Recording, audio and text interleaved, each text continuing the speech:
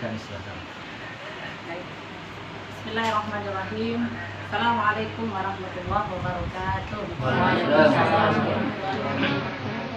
Alhamdulillahirabbil alamin alladzi allafa baina qulubina fa asbahna bi ni'matihi ikhwana. Asyhadu an la ilaha illallah wa asyhadu anna Muhammadan abduhu wa rasuluh sallallahu alaihi wasallam la nabiyya ba'da amma ba'd. Yang sama-sama kita hormati ahlul bait, tuan rumah yang sudah berkenan untuk kami berkumpul di sini ya. Mudah-mudahan ini menjadi amal pahala bagi kita semua yang sama-sama kita muliakan. Ini para guru yang hadir pada siang hari ini, Ibu Ketua IDI Kabupaten Indramayu Syedil dan Bapak Ibu yang hadir pada kesempatan ini, yang sama-sama mudah-mudahan ini menjadi amal kebaikan bagi kita dalam rangka halal bihalal pada siang hari ini. Alhamdulillah, bersyukur kita kepada Allah Subhanahu wa Ta'ala atas seluruh nikmat yang Allah berikan kepada kita. Kalau kita hitung-hitung Bapak Ibu sekalian, begitu banyak sebenarnya nikmat yang sudah Allah berikan kepada kita. Kalau kita catat nikmat itu satu persatu, ya kita jadikan tinta, lautan itu sebagai tinta, pohon-pohon itu sebagai penanya untuk mencatat nikmat yang Allah berikan kepada kita, pasti kita tidak akan sanggup. Betapa banyak nikmat yang Allah berikan kepada kita. Pertama adalah nikmat hidup. Di Syawal ini, boleh jadi orang-orang yang dulu bersama dengan kita, yang hari ini di 1 Syawal, di 2 Syawal dan 3 Syawal sampai hari ini mungkin tidak bersama dengan kita lagi. Kenapa? Allah sudah tarik satu nikmat, yaitu nikmat hidup. Sehingga Bapak Ibu sekalian, kita gunakanlah kesempatan hidup ini, betul-betul kita jadikan sebagai ladang amal kita untuk bekal kita di yaumil akhir. Karena begitu tingginya titel, tidak ada artinya ketika titel almarhum itu sudah menyemat di batu lisan kita. Maka Bapak Ibu sekalian yang dirahmati Allah, pertama nikmat hidup yang Allah berikan kepada kita. Kadang-kadang kita tidak mensyukuri, kita lena, kita lupa. Yang kedua, nikmat kesehatan. Begitu banyak orang hidup tapi sehat, Allah cabut kesehatan. Sampai Bapak Ibu sekalian, kalau kita hendak betul-betul bersyukur atas nikmat kesehatan yang Allah berikan, pergilah kita ke rumah sakit. Pasti akan kita lihat betapa banyak orang-orang yang di rumah sakit itu, dia ingin sehat, tapi berusaha dengan alat-alat yang sudah dipersiapkan oleh medis. Nah, sampai hari ini ketika masuk rumah sakit, Allah alam ya perlu tidaknya, itu selalu diagnosanya apa? COVID-19. Labelnya seperti itu. Jadi alhamdulillah Bapak Ibu sekalian, nikmat hidup, nikmat kesehatan yang sudah Allah berikan kepada kita, mudah-mudahan ini menjadi ingatan bagi kita untuk senantiasa kita bersyukur kepada Allah Subhanahu wa Ta'ala. Salah satunya kita hadir dalam majelis ini untuk senantiasa mempererat silaturahim di antara kita. Yang kedua, sholawat dan salam kepada Rasulullah Muhammad SAW. Senantiasa kita mengucapkan Allahumma sholli ala Muhammad wa ala sayyidina Muhammad. Semoga dengan senantiasa kita bersolawat, menjalankan sunnah-sunnah Rasulullah, mudah-mudahan kita mendapat syafaat dari akhir. Amin ya rabbal alamin. Bapak Ibu hadirin hadirat yang dirahmati Allah, ketika kita mengaku cinta kepada Rasulullah, tapi sebenarnya sudah kita jalankan enggak cinta kita kepada Rasulullah? Begitu banyak sunnah-sunnah yang kita lalaikan Bapak Ibu sekalian. Mulai dari yang kecil sampai hal yang besar. Kalau yang kecil, contohnya dalam kehidupan kita sehari-hari, mungkin kita selalu lupa. Kalau minum, kita sebagai guru lah ya, kan kita menjadi tauladan bagi anak didik kita. Bermula dari kita dulu. Kita sampaikan contoh-contoh yang baik, sementara kita sendiri tidak melakukannya. Nah, maka dalam Al-Quran, lima taquluna ma la taf'alun. Kenapa engkau mengatakan sesuatu tapi tidak engkau kerjakan? Maka Bapak Ibu sekalian, banyak contoh-contoh yang Rasulullah SAW telah sampaikan kepada kita. Tinggal kita lagi yang melihat, melaksanakan, memahaminya. Nah, sedangkan dari yang kecil aja Rasulullah sudah mencontohkan berkaitan dengan makan, menggunakan selalu tangan kanan. Berusaha kita minum pun jangan sampai megangnya tangan kiri. Jangan sampai kita lupa dengan bicara banyak-banyak tapi lupa membaca Bismillahirrahmanirrahim. Kadang-kadang kita lupa Bapak Ibu sekalian. Contoh yang kecil, belum lagi hal yang besar yang contohkan Rasulullah, bagaimana menjadi teladan, bagaimana menjadi ibu, bagaimana menjadi bapak, bagaimana menjadi anak yang baik, bagaimana menjadi masyarakat yang baik. Nah, bagaimana menjadi warga negara yang baik, pemimpin yang baik, itu sudah diajarkan Rasulullah. Tinggal kita buka, apakah kita betul-betul membuka sirah atau perjalanan Rasulullah itu, atau kita hanya sekedar membaca buku yang belum ada pedomannya. Kita lebih suka mungkin membaca hal artikel yang ada di HP, tapi ada nggak pernah kita membaca buku-buku yang berkaitan dengan kehidupan Rasulullah? Pernah nggak Bapak Ibu sekalian membuka buku sejarah Rasulullah? Nah, kalau kita baca itu Bapak Ibu sekalian sudah komplit semuanya. Mulai dari yang kecil sampai yang besar, sampai hal-hal yang tentang negara ini sudah diajarkan Rasulullah SAW. Mudah-mudahan ini menjadi ingatan bagi kita, dan mudah-mudahan ketika kita memahami terus kehidupan Rasulullah ini, kita akan semakin cinta kepada Rasulullah dan kita jadikan dia teladan dalam kehidupan kita. Amin ya rabbal alamin. Bapak Ibu yang dirahmati Allah, Syawal ini adalah bulan di mana dilaksanakannya Lebaran, ya, Idul Fitri, berarti Lebaran. Nah, karena sebulan penuh kita telah melaksanakan yang namanya Syahrul Ramadan, puasa Ramadan ya Bu. Ya Pak ya. Pasti di bulan Ramadan ini kita ibadahnya luar biasa, ya enggak Pak? Ya enggak Bu? Pasti berlomba-lomba kebaikan semuanya. Sholatnya tepat waktu, kemudian ibadah lain, bersedekahnya, infak dan lain sebagainya. Nah, bagaimana memang Ibu Bapak Ibu sekalian, semangat Ramadan ini, spirit Ramadan ini jangan sampai berhenti ketika kita kembali di bulan Syawal, Zulqa'dah, Zulhijjah, Muharram dan sebagainya. Jangan sampai spirit Ramadan ini hanya cukup di Ramadan, tapi tidak sampai kemudian di bulan Syawal dan bulan-bulan berikutnya. Maka Allah Subhanahu wa taala berfirman dalam Al-Qur'an, "Fa idza faragta fansab wa ila rabbika farghab." Ketika kita sudah selesai satu urusan, maka lakukanlah urusan berikutnya. Maka Bapak Ibu sekalian, di bulan Syawal ini jangan kita sampai berleha-leha. Karena kebiasaan kita orang Indonesia, ya, itu kalau sudah Lebaran ini, bagaimana kita liburan. The mindset kita adalah liburan. Liburan itu apa? Berleha-leha. Kita senantiasa apa? Dulu aktivitas kita di Ramadan sedemikian padat, ibadah yang luar biasa, namun setelah di bulan Ramadan lewat, maka aktivitas kita menjadi biasa-biasa saja. Inilah sering yang kadang kita keteteran. Apalagi kita sebagai pendidik Bapak Ibu sekalian, tentu ada setidaknya cas atau charger bagi kita. Kalau HP, bagaimana HP itu tetap menyala, tentu harus ada baterai yang selalu kita isi. Nah, begitu juga dengan diri kita Bapak Ibu sekalian, ada beberapa hal yang spirit Ramadan ini perlu kita pertahankan supaya eksistensi kita dalam kehidupan kita ini semakin menyala terus.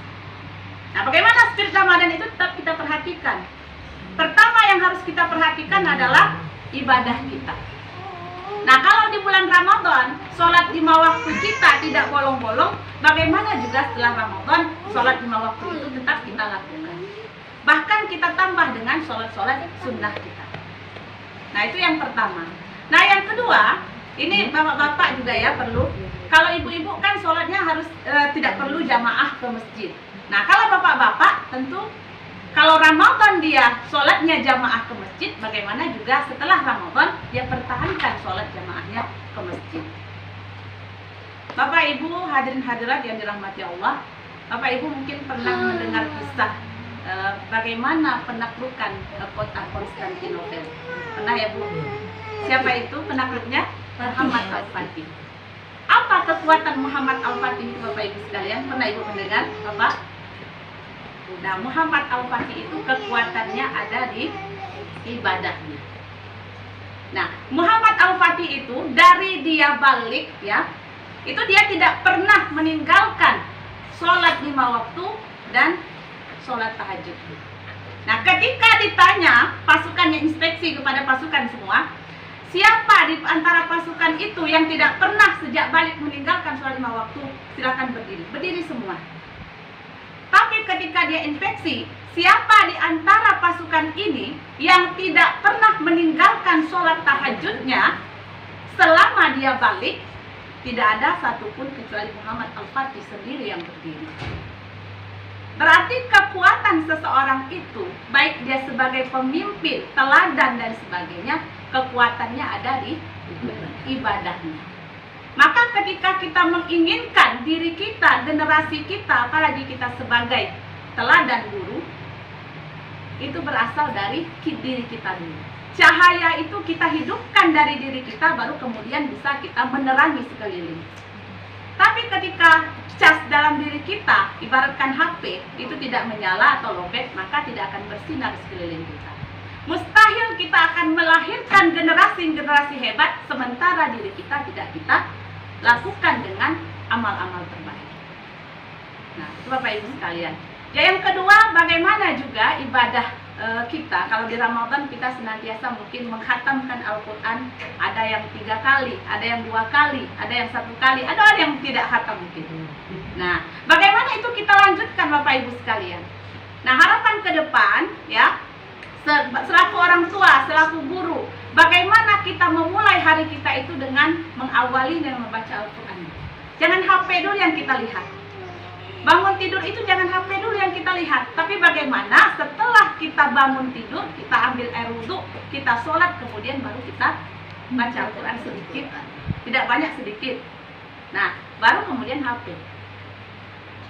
Mungkin kita lebih banyak melihat HP ketimbang kita melihat Al-Quran.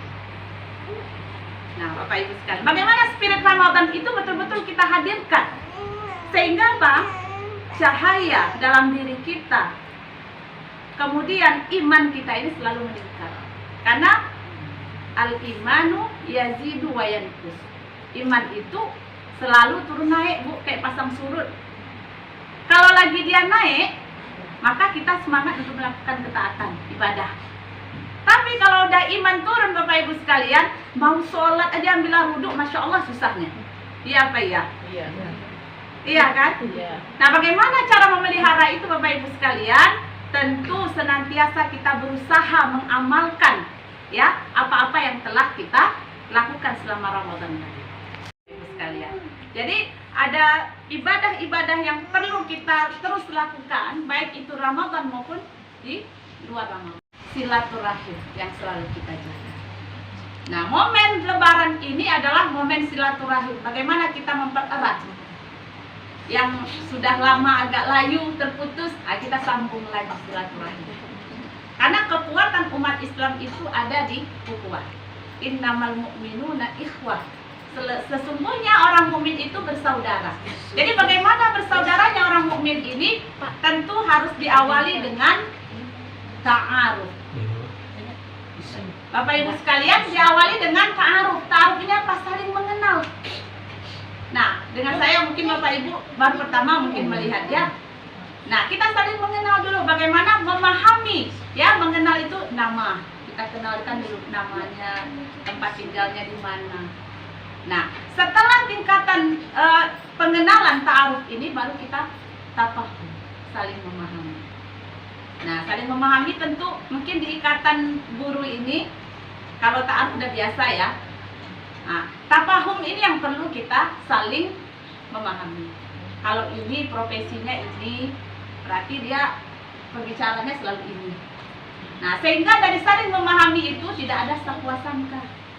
Nah, karena di antara umat Islam ini yang banyak sering terjadi percekcokan adalah sakwa sangkanya lebih ke depan ketimbang husnuzonnya.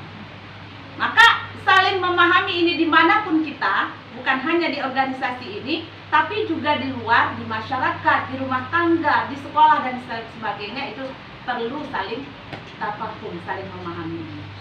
Nah, yang ketiga Bapak Ibu sekalian, ya, untuk supaya ukhuwah, silaturahim di antara kita ini tetap terjaga, setelah kita betul-betul memahami saudara-saudari kita ini, kemudian tingkatannya adalah ta'awun, selalu kerjasama. Nah, Bapak Ibu sekalian, ya, karena kita sudah bersilaturahim ini, ada wacana dari IGI tadi untuk bisa kerjasama dengan kampus. Inilah mungkin wadahnya dan inilah mungkin momennya, sehingga dengan silaturahim ini kita bisa saling kerjasama. Nah, dari kerjasama itulah terbuka hal-hal nanti yang sebelumnya tidak terpikirkan oleh kita, akhirnya terpikirkan dan terbahas di sini. Nah, inilah penting kerjasama. Setelah kita tadi memahami, mengenal, barulah kita timbul kerjasama di antara kita. Boleh nanti kita lakukan MOU atau MOA berkaitan dengan apa-apa yang diinginkan oleh IGI tadi, misalnya persoalan hukum dan lain sebagainya. Nah, juga boleh berkaitan dengan ekonomi dan sebagainya. Kita banyak fakultas yang ada. Nah, pendidikan apalagi. Karena selama ini mungkin tidak tersambung silaturahim itu dan kita tidak bisa nanti melahirkan apa-apa saja ide-idenya kalau tidak ada silaturahim tadi. Nah, yang terakhir Bapak Ibu sekalian ya, dari tingkatan silaturahim dan ukhuwah atau persaudaraan ini adalah takaful. Nah, kita lihat ada asuransi takaful kan. Takaful itu Bapak Ibu sekalian saling menanggung beban, saling simpati dan empati. Kalau kita sudah tadi memahami kerjasama, maka timbul simpati dan empati yang ada. Nah, kalau susahnya kita sama-sama susah, ya maksudnya sama-sama menanggung rasa itu, ajar cari solusinya. Kalau kita senang sama-sama, kita merasakan senangnya saudara kita. Nah, mudah-mudahan di IGI ini 4 hal tadi, kalau ta'aruf, mengenal nama dan sebagainya itu sudah biasa. Kemudian memahami, ini yang perlu penting. Kemudian takaful kerjasama, takaful berarti saling menanggung beban. Ya, kalau di dalam yang satu lagi oleh ulama ya, ada iftar namanya. Iftar ini mendahulukan saudaranya ketimbang dirinya. Ada suatu kisah Bapak Ibu sekalian ya, zaman Rasulullah SAW berkaitan dengan iftar ini. Kalau Rasulullah SAW itu selalu melakukan peperangan Bapak Ibu sekalian. Kalau beda dan kita. Kalau kita kan perangnya apa? Melawan hawa nafsu dan puasa. Ya, kalau Rasulullah itu sebentar-sebentar perang. Kalau setelah lebaran aja dia kemudian melaksanakan perang lagi. Selalu bersiap siaga.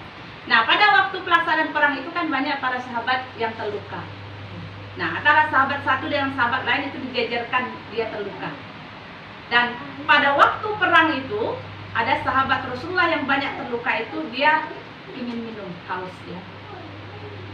Ketika ada sahabatnya satu orang yang haus tadi dikasih minum, ternyata terdengar di sebelahnya ada juga yang haus ingin minum, akhirnya diserahkan air itu kepada sahabat berikutnya sampai digilirkan ke ujung, akhirnya di ujung kembali kepada sahabat pertama yang tadi ingin air. Akhirnya syahid semuanya. Begitu mereka mendahulukan orang lain, saudaranya ketimbang dirinya sendiri. Tentu tingkatan ini perlu dilalui dari ta'aruf tadi, kemudian tafahum, kemudian ta'awun, takaful, dan terakhir adalah iftar. Bagaimana juga di organisasi IGI ini tingkatan-tingkatan itu ya bisa kita lakukan, dan yang terakhir bagaimana iftar ini bisa juga kita lakukan di dalam kehidupan kita. Jangan hanya para sahabat Rasulullah bisa melakukan itu, tapi juga mudah-mudahan kita bisa lakukan itu di dalam organisasi ini. Jadi Bapak Ibu yang dirahmati Allah, semoga apa yang disampaikan ini ya bermanfaat bagi kita, ini supaya menyemangati kita semua. Karena yang kita berada di sini adalah para guru semua, orang-orang yang hebat semua, orang-orang yang berilmu pengetahuan semua. Jadi mudah-mudahan ini juga bisa nanti menjadi ibroh bagi kita dan kita amalkan, kemudian kita transfer juga kepada anak-anak didik kita sehingga mereka menjadi generasi yang terbaik nanti dan pahalanya akan kembali kepada diri kita. Amin ya rabbal alamin. Ya, tidak banyak yang bisa disampaikan. Mohon maaf apabila ada kata-kata saya yang tidak berkenan di hati Bapak Ibu sekalian. Saya mohon maaf. Selamat Lebaran Idul Fitri ya, mohon maaf dari batin. Wabillahi taufiq wal hidayah. Assalamualaikum warahmatullahi wabarakatuh. Waalaikumsalam warahmatullahi wabarakatuh.